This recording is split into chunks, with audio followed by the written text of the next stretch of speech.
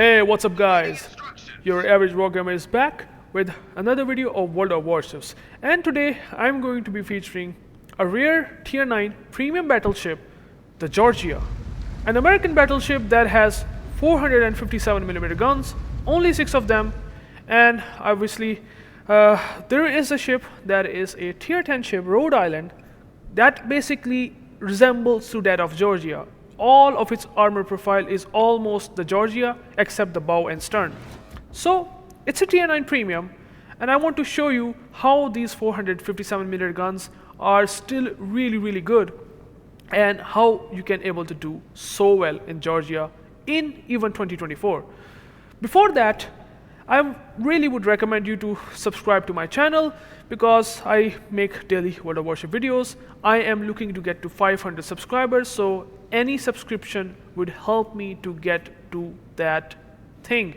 So thank you guys if you have subscribed, and let's just get to the stuff. So Georgia, rare premium for its reasons.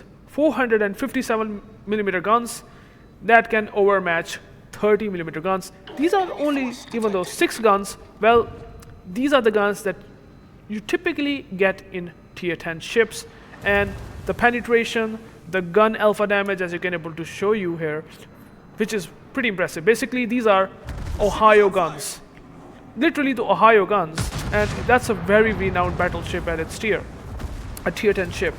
And Georgia has these guns which basically does a whole lot of damage. Here I just messed up here and didn't able to hit on the Sevastopol Citadel.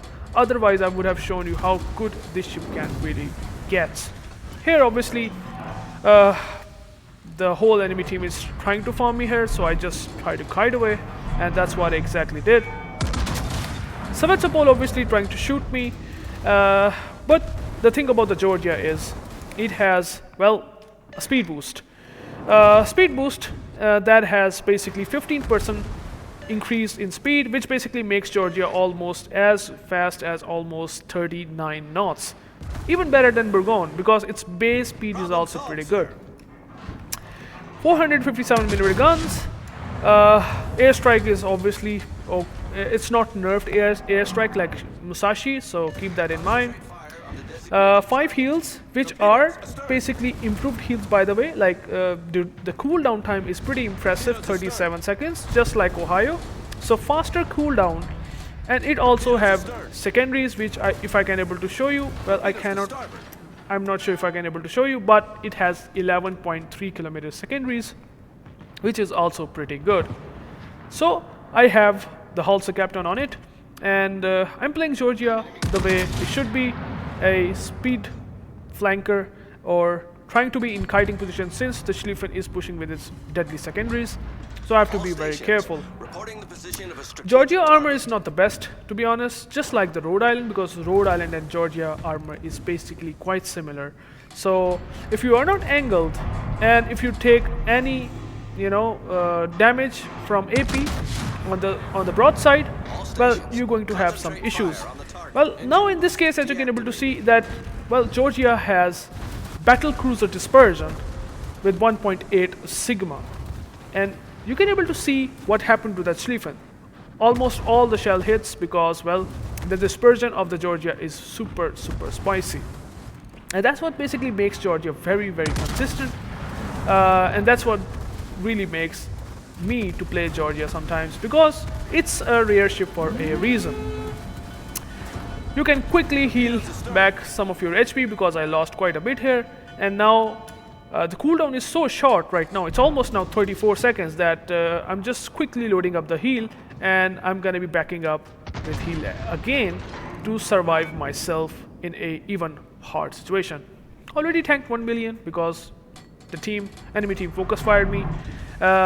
Usually, I mean, in this meta sort of, it's not very easy to push. So these guns, these 6 guns with really good dispersion, as you have seen right now, as you can able to see right now, this dispersion is pretty decent in my opinion.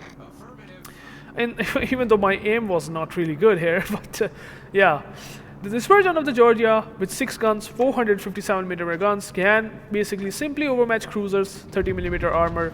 And I mean, if there is a battleship that is bowing, you can absolutely able to set fires. I mean, switch to HE, set fires, and I mean you can get good damage out there. Let me show you how much. 6,450, 43% fire chance, which is pretty good. And obviously with spotter plane that I have, the Georgia firing range gets up to basically 24 kilometers, which is pretty good. Unfortunately here, there is a UrAvgWarGamer that is sending torpedoes, which basically completely halts me and stop me from pushing, because if I push him, he will eventually going to cause issues. And you have seen right now what happened. The arms race is going on and the damage buff is taken by UrAvgWarGamer. So that's pretty clear that UrAvgWarGamer is basically on my broadside. So I literally turned in because he only sent one set of torpedo. I only fear that if he sends another set, I will gonna get into a permanent flood. I pinged the don't squid to radar, which he actually did, and in this case we absolutely caught the UrAvgWarGamer off guard. He was super aggressive, and maybe if I can able to land a single shell, which I did here, he get some damage from me. Even though the pushing thing that I'm doing here, I think it's a bit slightly overextend, because well, there is Navarin and there is Sevastopol, and too many ships right now. I mean, it's probably not good idea to push right now, like especially the line even shooting me here. And you can able to see what I did to that Sevastopol.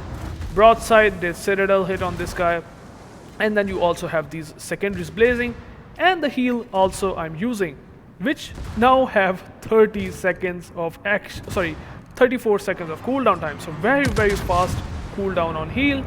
Try to kite away. I know that I'm broadsiding these almost battleship guns on Sevastopol and taken some good damage, but I have to kite away, since if I push here in the Navarin secondaries, it's gonna be a lot much more trouble. So within almost 10 seconds I will have another heal backup, and that is a really good strength about the Georgia. You're doing some damage with secondaries, and right now I did set fire as well, and that's why the secondaries are pretty good. You just have secondaries here and there, and you just can kite away.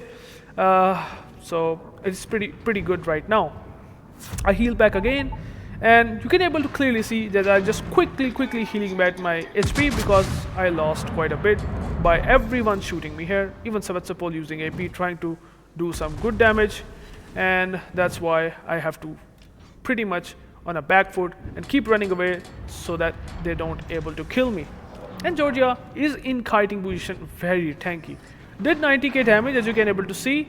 The guns are consistent and doing really good damage. Here you can able to see that the Navarin, I think he might eat Citadel here, and yeah, look at that damage, 31,000. Exactly as I said, the dispersion of the Georgia is very consistent, and from time to time you will get good salvos out there. So I mean, I'm kind of forced into sniping, since there are 4 ships right now that I cannot push. So sniping is the way to go. Shooting the ships that are within my range, and here I'm just here and there dealing a bit of damage to Palmer. Again, guns are very consistent.